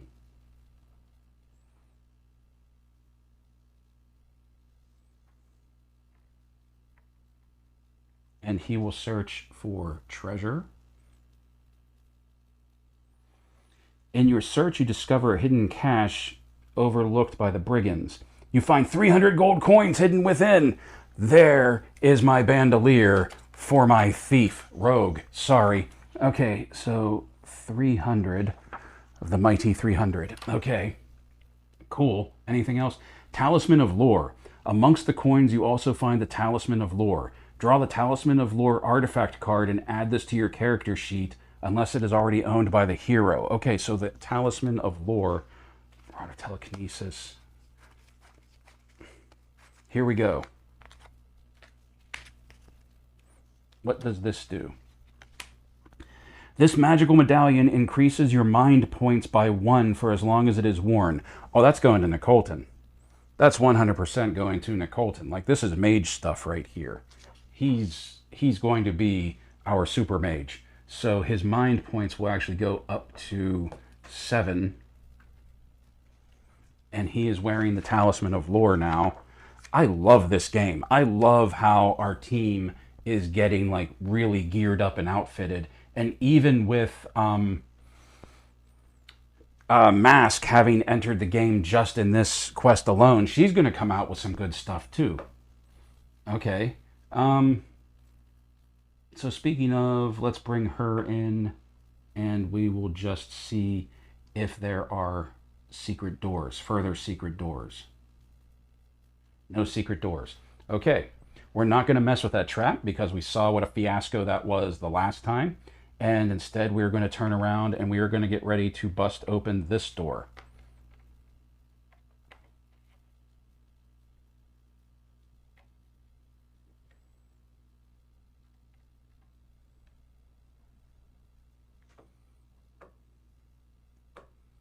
So we're going to move Hendrix here.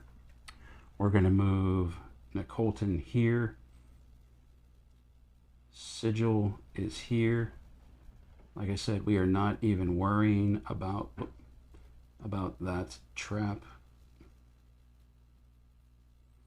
And then cone will come down to the front. And yes. Zombies. That's it. It's just a pit of zombies. Sure. Okay. Zombie. Where's the other zombie? That's a mummy.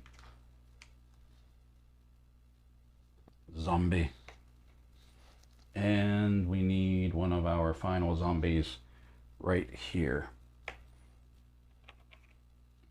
In front of the door. Zombie. All right. And is that it? That's it.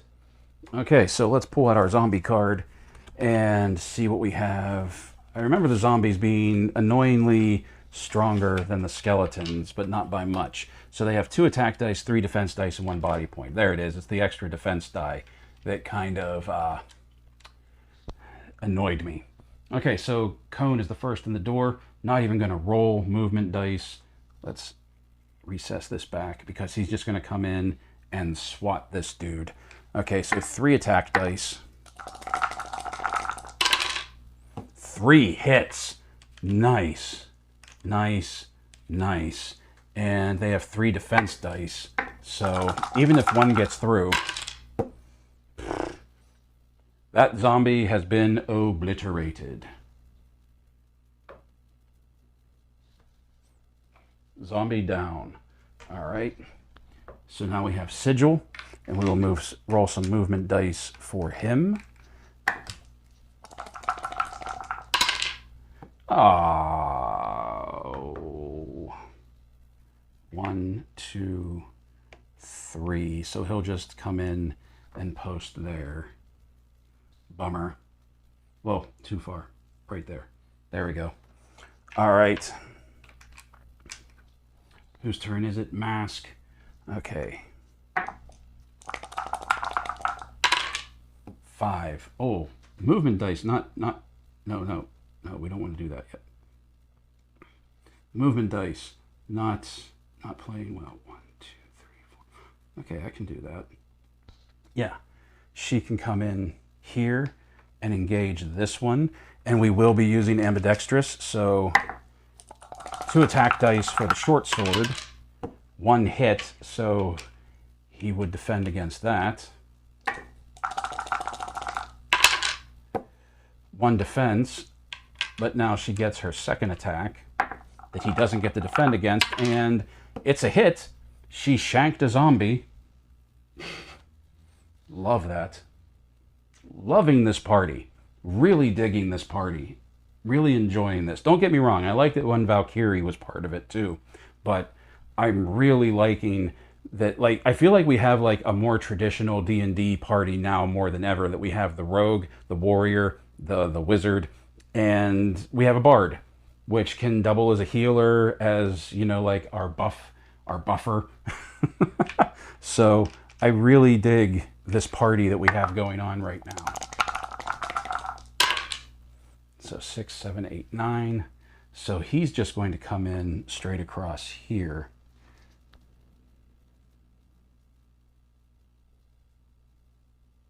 And open fire with the crossbow.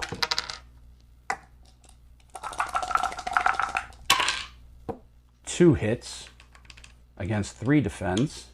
Come on. Zombie out. Nice. All right. So we'll just bring Nicolton in here.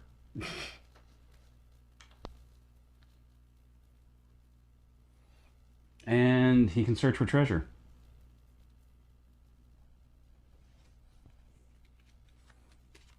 I feel like this was just a distraction room.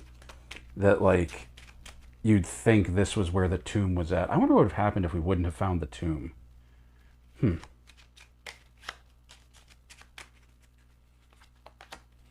More jewels. Find a small wooden box that is simple looking and very old. Within, you discover that it is lined with velvet. Okay, 50 gold. More jewels worth 50 gold coins.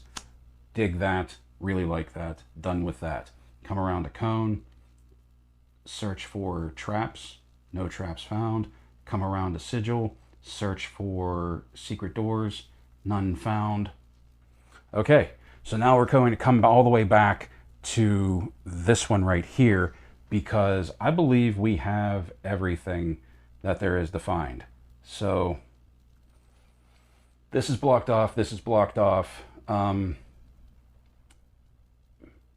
Maybe in this hallway, I'll search for secret doors. Maybe here in this hallway, I'll search for secret doors. But I'm fairly certain that we're done. And I am convinced now more than ever that this door down here is our exit route. So let's bring Conan back around, or Cone, sorry, back around, and let's get him out here. And everybody's gonna have to jump that freaking pit trap again on the way out.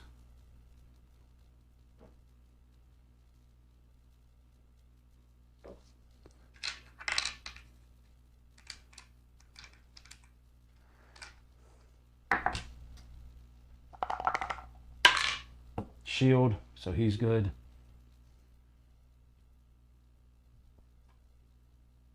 Okay, so out here, search for secret doors.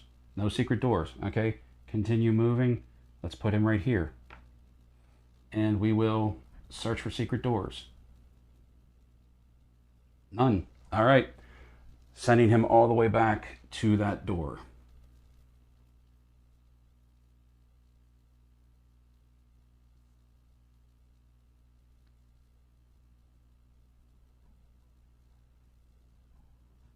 So this didn't go nearly as long as I thought it would, since we're only using half of the board right here.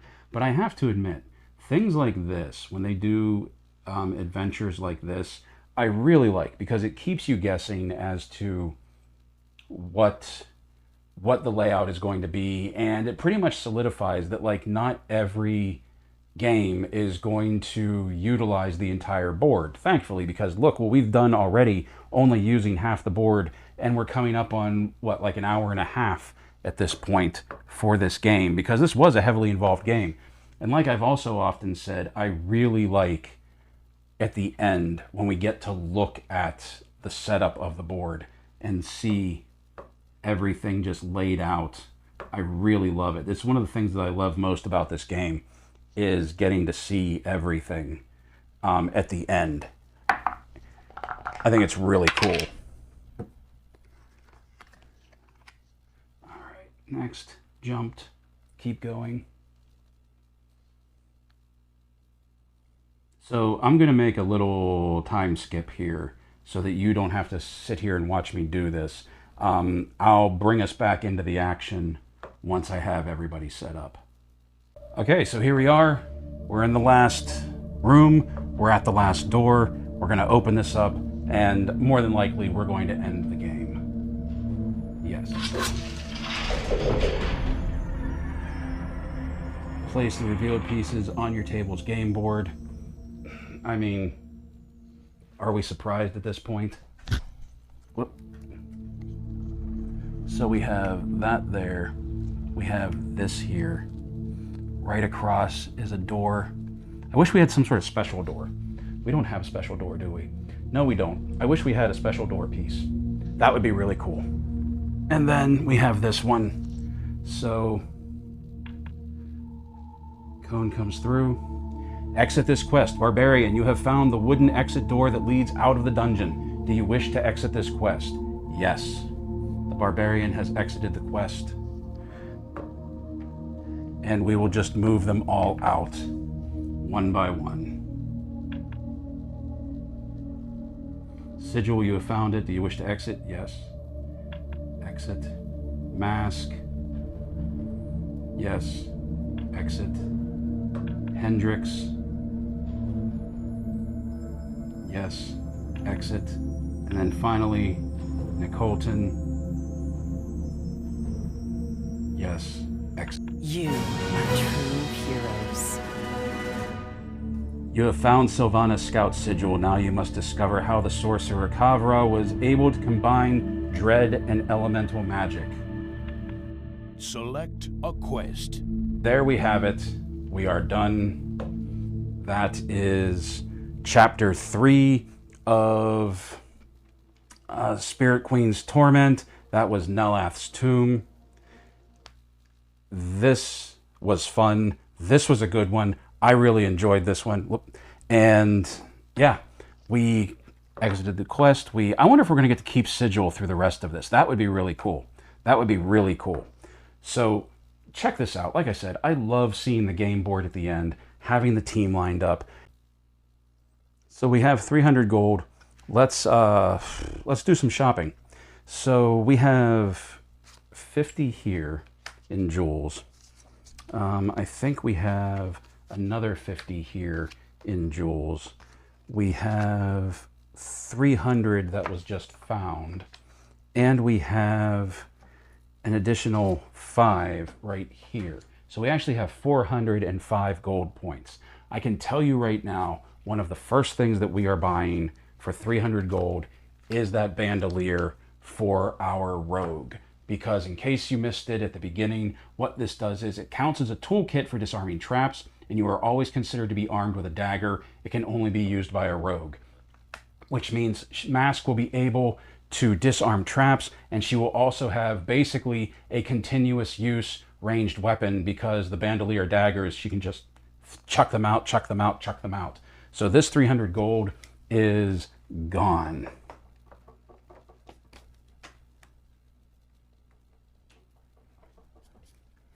And so we have 105 left.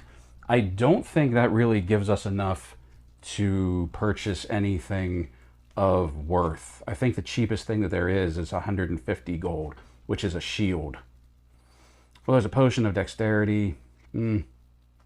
No plate mail, no swords, definitely no holy water. Helms are 125. Okay, those are the cheapest that we can go. So we will just carry over 100 gold coins. And Hendrix is our money man. He carries that. So that is 105 gold coins for the party. And Mask now has her bandolier, which I'm very happy she was able to get after our first run with her. So these will go back into the treasure stack. So Mask, after one adventure, she had her dagger, which, by the way, the dagger that she comes with is a different art for the dagger than what came with the standard set. So first mission, she has her dagger that she started with, she has a short sword, and she has her bandolier. So already I feel like she's going to be pretty much on par with the rest of the team when we play Chapter 4 next month. And I do hope you come back and join me next month for Chapter 4. This has been really fun. I am having such a good time, and I thank everybody who joins me on this quest as we delve deeper and deeper into the Spirit Queen's dungeon. I want to thank everybody for joining me on this special eve of New Year's. In all seriousness, thank you for joining me, and I do hope that everybody has a very happy and safe Happy New Year. Season's greetings, everyone, and thank you for watching. If you're looking for a Christmas present to give me, go ahead and leave a like on the video. And while you're at it, go ahead and subscribe if you haven't already. If you're already a subscriber, thanks for hanging around with me. If you like what we do here and you'd like to help the channel grow, you can become a member of the Steel Core, either through YouTube membership or as a monthly subscriber to my Ko-fi page. Members get access to member-exclusive videos, Discord, and eventually members-only live streams, all for $1 a month. Links in the description below or by hitting the button beneath this video. So until next time, my friends, play well. Stay safe, stay healthy, happy holidays, and have a happy and safe New Year.